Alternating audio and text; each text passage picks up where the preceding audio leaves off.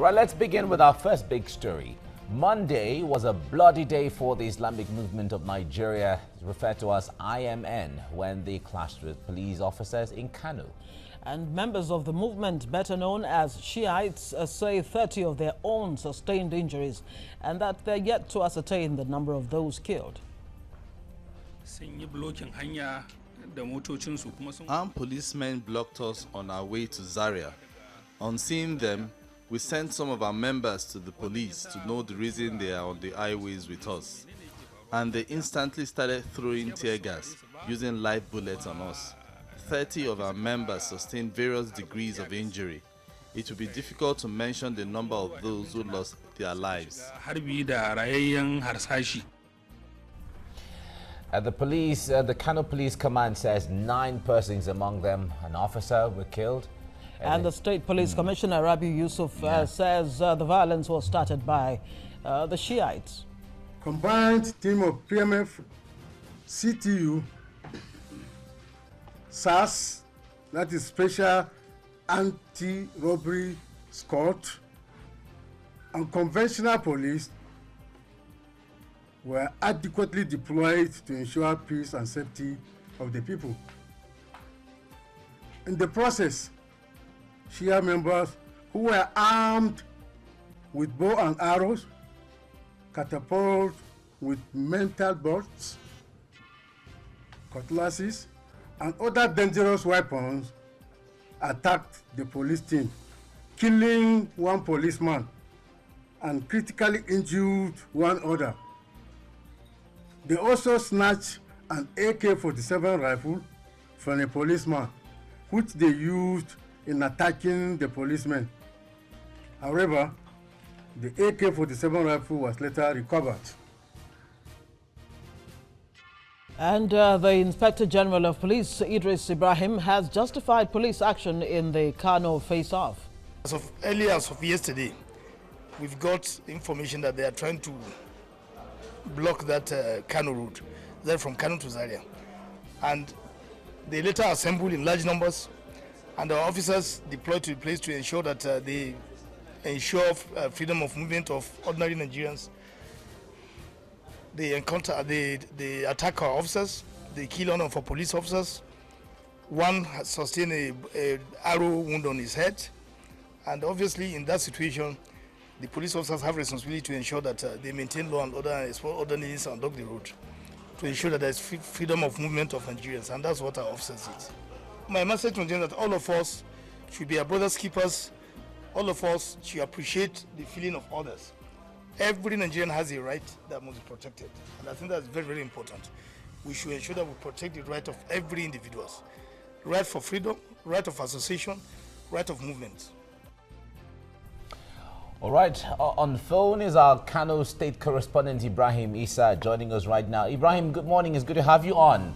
Now, the clash between the Shiites and the police has been on. In fact, it didn't just start in Kano State. We had heard or seen some clashes in Kaduna before and so on. But with this latest development now, you have spoken to both sides. You've spoken to a lot of people on ground. Can you give us a perspective of what you heard them say as to what really happened that day? Yes, first of all, according to the police in Kano State, they say the procession that the Shiites embark on is completely illegal, because they had earlier through the media informed the people of Kano that all religious processions of any kind is totally illegal. Now, perhaps that was the reason why the Shiites, when they came out to trek from Kano to Zaria, they were blocked.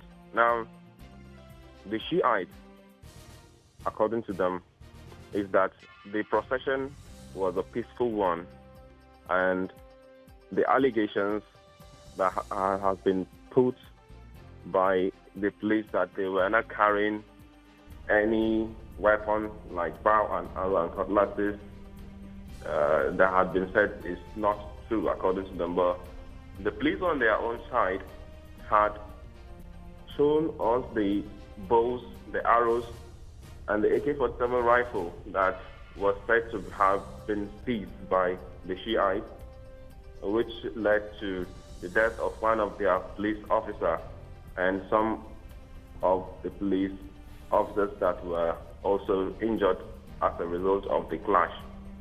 So both sides, both the police and the Shiites, are giving out their own side of the story.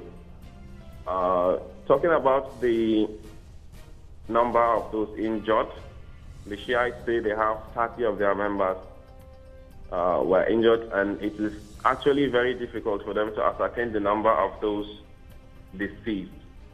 But they have, they have accepted the figure of the number being given by the police that 8 of the Shiite members were deceased. All right, Ibrahim, just hold on for us. We will come back to you right after we return from this break. You're watching TVC Breakfast. Stay with us. Right, you're welcome back. We're looking at the latest clash between the Shiite sect and, of course, the police in Kano State. It's not the first time this is happening. You recall the same situation did occur in December of 2015. Well, Ibrahim Issa, our Kano correspondent, is there to speak with us and shed more light on this. Now, Ibrahim, the IG of police, Idris Ibrahim, actually says that, the police got wind of the Shiites, members, plans to block the road from Kano to Zaria. Of course, bearing in mind that in Kaduna, these religious processions have been banned. Now, on the part of the police, should we conclude then there's some level of overzealousness on the part of the police that's led to this unfortunate incident between the Shiites again and security operatives? Well, it has been reported recently that Kaduna and Kano are most part of the northwestern states that any religious procession of any kind from any religion is prohibited. Perhaps that was the reason why when the Shiites came out to protest from Kano to Kaduna, they had to be stopped because earlier there had been rules that they shouldn't embark on any of such religious procession. But the Shiites are saying that the procession is is among their religious right. It is what they believe in. And even though they were dispersed on Monday morning after the clash, they came back home. They are saying that they would continue embarking on such procession because it is what they believe in, and they don't think they can stop it because they have this belief that going trekking from the various parts of the country to Zaria is what they believe in.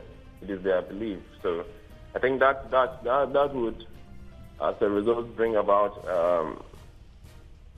a big tension, since they are saying they may not stop what they have in their religion.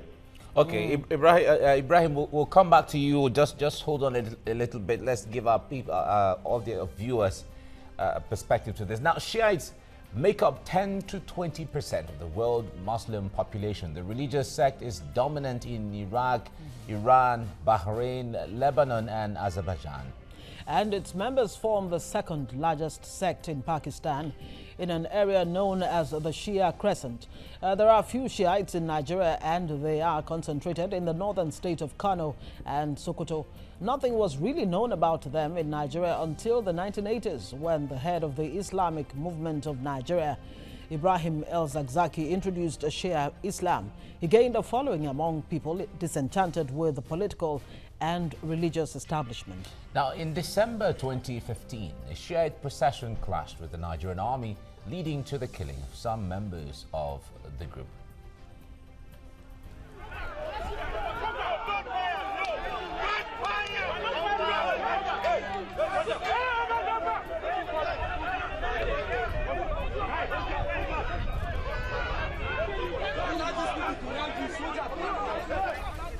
Well, you just watched that's the visual of how things went down between the Shiites and the military sometime in December. Now, its leader, El Zakzaki, was subsequently arrested and detained. The actual number of persons killed in the attack is unknown. And the Nigerian army and members of the sect have accused each other of instigating the violence. The Shiites have been protesting since then, demanding El Zakzaki's release until Monday's incident. 8 Shiite members and a police sergeant have been confirmed dead in this particular latest incident after the recent clash. All right, we still have Ibrahim in there. Now, Ibrahim, you are on ground in there. Tell us, what is really the difference between the Shiite Muslim and the regular Muslim that we know? Well, the difference is based on the belief that the regular Muslims have and the Shiites. There are so many differences which only those bigger clerics can clarify. But based on what they do, their religious practices are quite different. Their mode of dressing and their religious obligations are quite different from the regular Muslims. Perhaps that is why when you look at them in society, they are quite different. They wear black attires and they perform some religious activities that are quite different from that of the regular Muslims. Of course, Ibrahim, I'm aware that you might not be, an expert in Islamic affairs, but one might want to ask, concerning the essence of the message that El Zakzaki, the leader of the Shiites in Nigeria, actually is. Do we even know exactly what he tells his followers? Yeah, his followers are quite numerous in the country, and the message they send to their followers are not rare. It seems they are many, and the message is always passed and various means, and people get the message. Not only the Shiites alone. They pass on their messages across. They have programs on radio, on TV, to inform the regular Muslims on their belief and to actually make people understand their stand in terms of the religion and so forth. So it is their message is known to both the regular Muslims and the Shiites as well. Of course, the Constitution does guarantee the right to peaceful assembly and procession, but we know that in Kaduna they've been barred, including other religious processions and all of that. But is there a deliberate attempt to cause mayhem on the part of these people, especially at a time when they've been calling for the release of their leader anyway? Well, since their leader was arrested, there had been protests, especially in most of the northwestern states of Nigeria, and Kano is not an exception. They had protested, and they say the protests were peaceful in demanding the release of their leader. Perhaps that was the reason why the government may be thinking probably that the procession may turn out to be bloody, so they had to probably probably ban all religious processions, and Kano is also not an exception. That is the reason why probably when the Shiites came out to embark on such procession, they were being stopped because there had been an order that all religious processions were banned.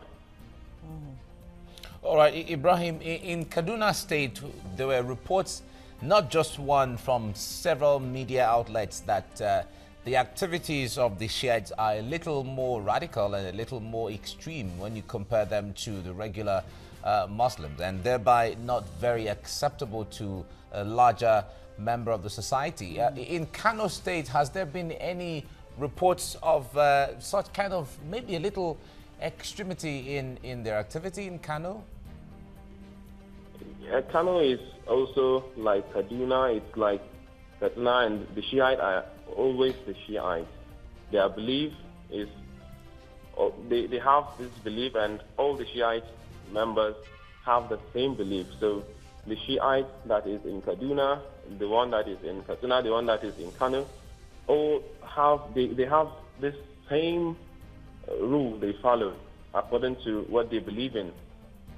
So it's what they can do in Kaduna is the same thing they can do in Kano. It's the same thing they can do in Kaduna and everywhere in the north. And before we let you go, Ibrahim, of course, there was a judicial inquiry set up by El-Rufai, the governor of Kaduna State. You want to remind us exactly what the outcome of that judicial inquiry is, or was, as it were? Can you come up again? The outcome of the judicial inquiry set up by Kaduna State Governor following the incident between the Shiites and the military in December last year. You want to remind us of what the outcome was? El-Rufai is in Kaduna, and probably the message was given to the people of Kaduna State, and I probably may not know what the contents of that message of El-Rufai is. All right, Ibrahim, we'll Ibrahim, thank you very much for giving us update. We'll certainly keep in touch on any developments regarding the Shiites and the police out there. Thank you, Ibrahim. All right, we've been talking about the clash between the Shiites and the police in Kano recently, and a lot of people have been talking about it, and a lot of people are concerned as well, because some analysts made reference to how Boko Haram also started, like a religious gathering, a religious movement, and all of that, and then things turned out to be the way things are right now. Yes, 6 or 7 years after, we're still battling Boko Haram, and that is the concern for this Shiite sect. And people are saying, look, let's just nip it in the bud before it gets totally out of hand. And that may, be what has informed the police response to this. Well, we hope it doesn't get really ugly more than the way it is right now. Now, we're going out on TVC Entertainment. Viewers there can continue with TVC Breakfast on TVC Nigeria on Concert Channel 190 and DSTV Channel 418. GoTV 45 is also the station to go to, and ACTV 510. Stay with us.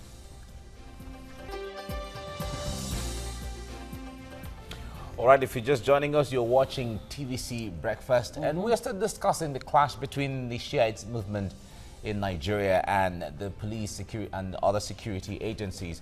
Joining us on the phone now is Security and Public Relations Consultant and a former Commissioner of Police, Frank Odita. Frank, it's good to have you on this morning. Good morning.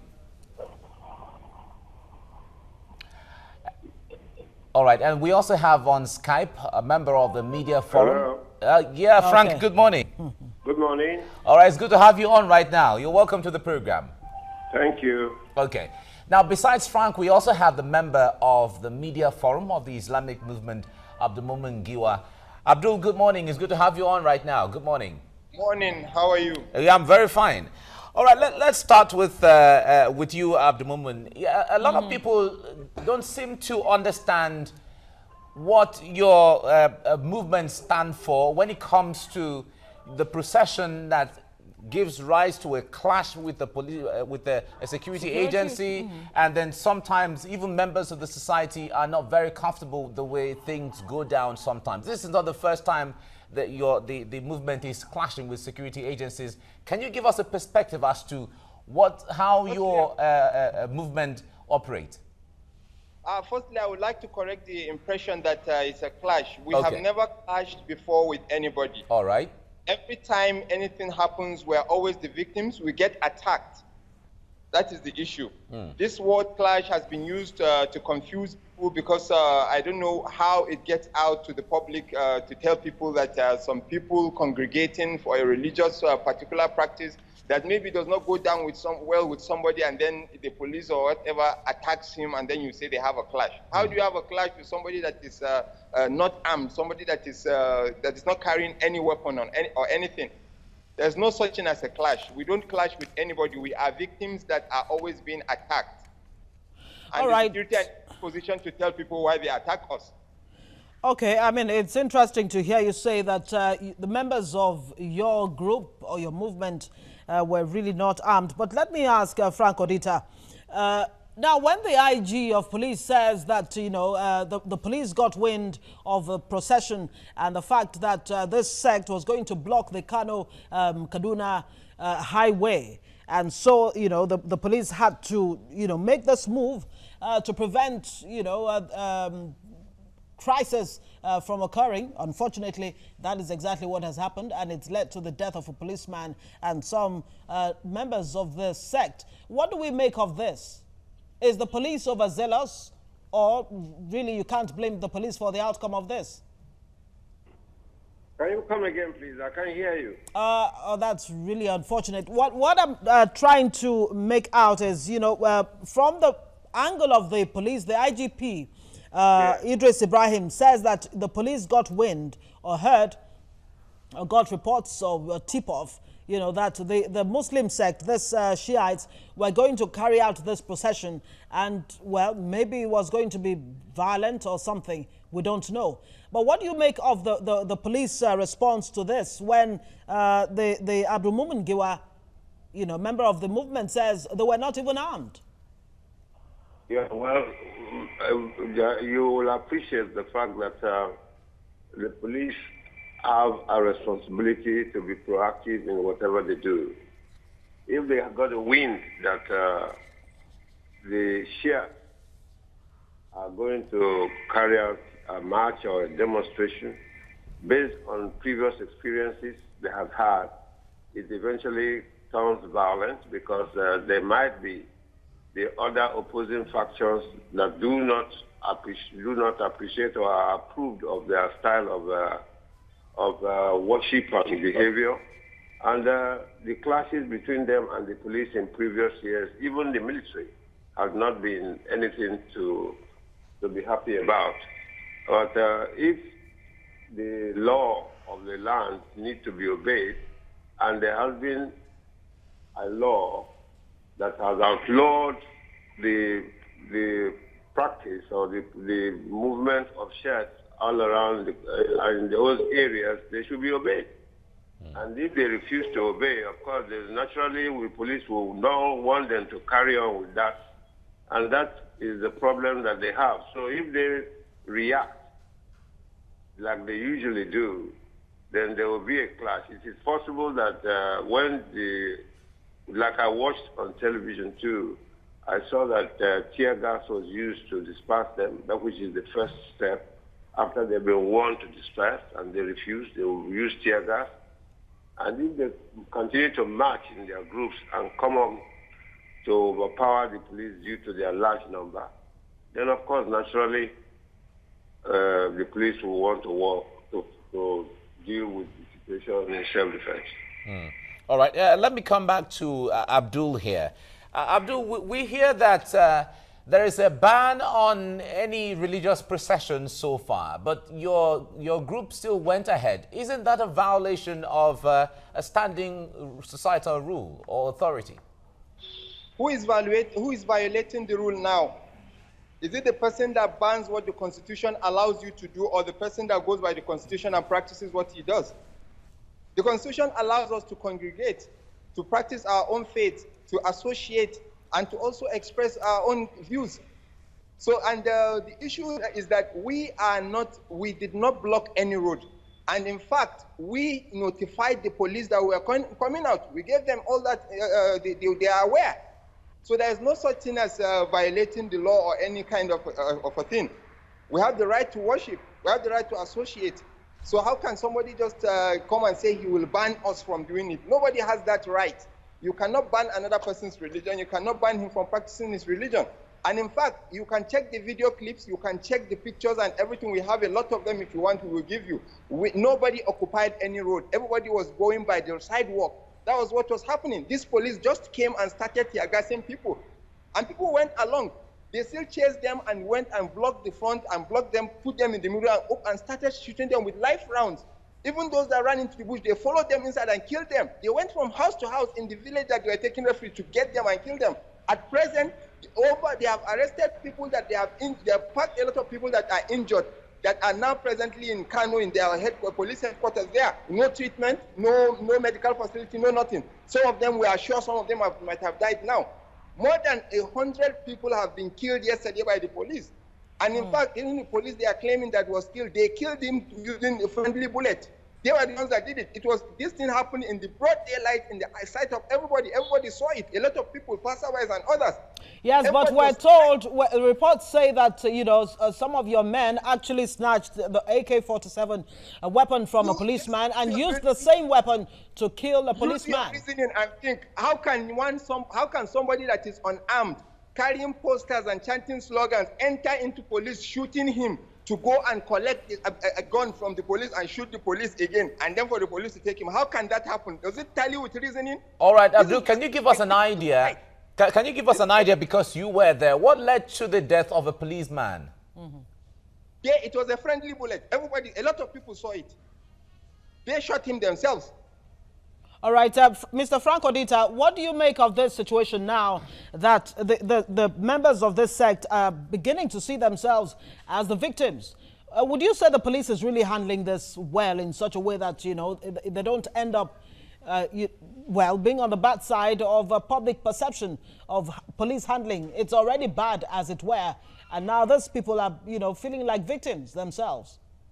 I don't believe that the police will just go out to kill innocent citizens who are conducting themselves in a manner that does not constitute any threat, any breakdown of law and order. It is possible that they too have not obeyed the law itself. The fact that the Shiite movement have been outlawed by the state government means that they are not allowed to operate. And if they wanted to, they should have sought clearance that they want to do a peaceful demonstration. But he says they did. He said they got clearance from the police. That's what he's saying. From the police will definitely them by escorting them peacefully. But when they disobey, which I know they have always been the case. When I was in service, we had that experience in Kaduna, in Tudunwada, and we lost the deputy commissioner as a result. He was killed. And so when they said for once bitten, twice shy, you don't continue to lose people because people want to do things that are purely illegal. So it is not right. I want to say that if we only obey simple laws, we appreciate that in our constitution there is that aspect of freedom for religion, freedom of worship. But if a state government, for security reasons, have outlawed a particular sect, then it would have been good for them to first and foremost get that law vacated in court, and then they can then continue to do what they wish. But you don't just walk on the street. The public highway is not only for the movement, it is also a public highway for other road users who are not concerned with what they are doing. So I want to believe that if they obtain a police permit to do what they are doing, they would have been conducted by the police and there would have been no clash. All right, Frank Odita, former Commissioner of Police, thank you for talking to us right now. Time will not permit us to round off this discussion, but we'll have to certainly get another time for us to talk about this. And Abdulmumin Giwa, member of the Media Forum of the Shiite Movement, thank you for talking to us too. We look forward to having more discussion on this so people can understand what you stand for and what you do. Thank you. All right, and still ahead on TVC Breakfast. Because of the confidence that's returning to Nigeria, there will be a delegation of the European Union here in February. 42 investors are coming, a good number of them in agriculture, food processing. All right, we'll have guests join us to review the performance of the Agriculture Ministry after one of Audrogbe being in charge. That's our second big story after this break.